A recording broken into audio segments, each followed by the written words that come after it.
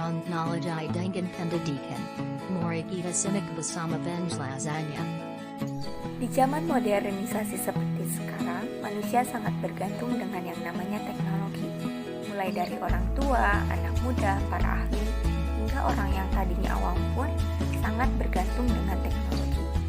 Sekarang teknologi di dunia sangat berkembang pesat. Sudah tidak seperti dulu lagi. Sekarang teknologi benar-benar dibutuhkan dalam setiap kehidupan manusia. Bahkan dalam dunia pendidikan pun peranan teknologi sangatlah penting. Banyak hasil-hasil teknologi seperti media cetak, media internet, komputer, televisi, telepon, gadget itu sangat dibutuhkan dalam proses pembelajaran di dunia pendidikan. Jadi, teknologi sangatlah berpengaruh dalam aspek kehidupan manusia, bahkan ikut berperan dalam kehidupan masyarakat luas. Jadi, perkembangan teknologi yang sangat pesat di era globalisasi ini sangat tidak bisa dihindari pengaruhnya terhadap dunia pendidikan. Pendidikan Pendidikan berbasis teknologi.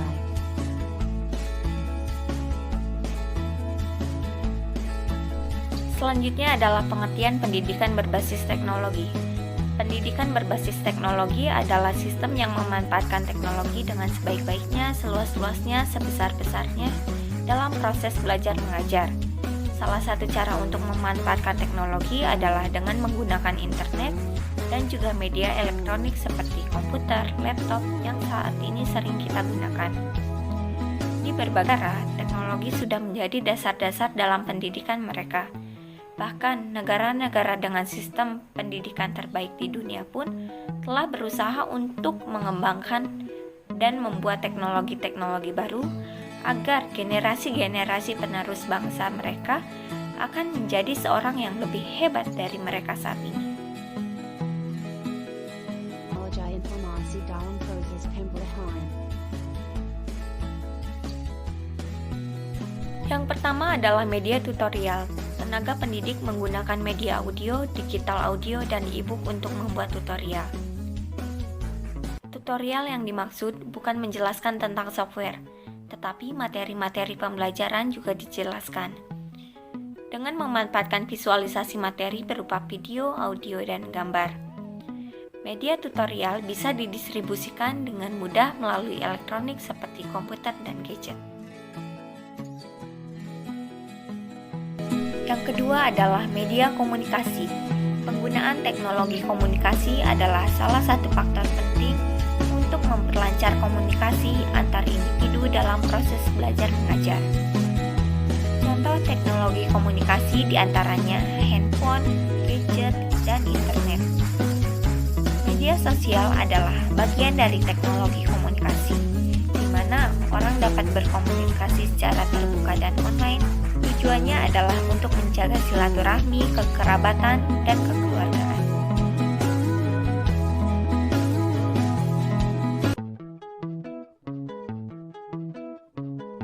Yang ketiga adalah media informasi. Media informasi seperti memberikan informasi berupa kegiatan-kegiatan, materi pembelajaran, ide-ide, dan pemikiran mengenai pendidikan yang disampaikannya secara meluas menggunakan teknologi berupa website, blog, online forum, dan sebagainya. Kegunaannya yaitu untuk menambah wawasan dan meningkatkan keintelektualitasan. Informasi yang diberikan tidak mengandung unsur sara. Yang keempat adalah e-learning. E-learning adalah belajar online yang tepat untuk pendidikan Indonesia saat ini. Selain menggantikan keterbatasan waktu, e-learning juga menggantikan keterbatasan tempat. E-learning biasanya menggunakan teknologi web. Lalu, e-learning juga dikenal dengan istilah Learning Management System atau LMS. Teknologi e-learning dimanfaatkan untuk mentransfer materi pelajaran dan melakukan kegiatan-kegiatan tes atau ujian.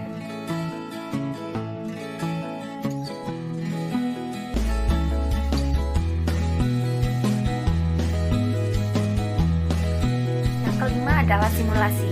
Simulasi yang menampilkan materi pelajaran yang menggunakan teknologi web. Simulasi materi pelajaran dibuat oleh pendidik dengan bantuan developer atau programmer web.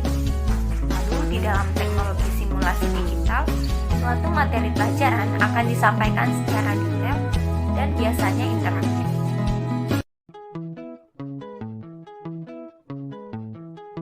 Kriteria penting pada penerapan teknologi komunikasi dan informasi dalam mendukung pembelajaran selama masa pandemi COVID-19. Yang pertama, harus menyediakan kemudahan dalam akses sumber daya pembelajaran pada sumber belajar. Di antaranya, A. Konten harus memfasilitasi minat para pembelajar dalam menyelesaikan pembelajarannya. B. Konten harus sesuai dengan tingkat kognisi para pembelajar.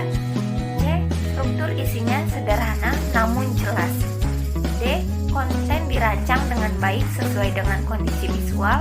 E. Navigasi pada sumber belajar tata letaknya harus jelas, sehingga memudahkan pembelajar ketika menggunakan dan mengakses sumber belajar tersebut. Kedua yaitu harus menghadirkan kesamaan kondisi pembelajaran virtual dengan lingkungan belajar yang tradisional atau kelas tatap muka. A. Pengajar harus membangun lingkungan belajar yang penuh antusias dan kepercayaan dengan mendorong para pembelajar supaya terlibat aktif sehingga suasana kelas virtual bisa dirasakan oleh semua yang terlibat dalam pembelajaran. B. Pengajar harus memberikan umpan balik tepat waktu dan sesuai dengan apa yang dibutuhkan pembelajar. C. Memungkinkan pembelajar terlibat secara emosional dalam pembelajaran virtual.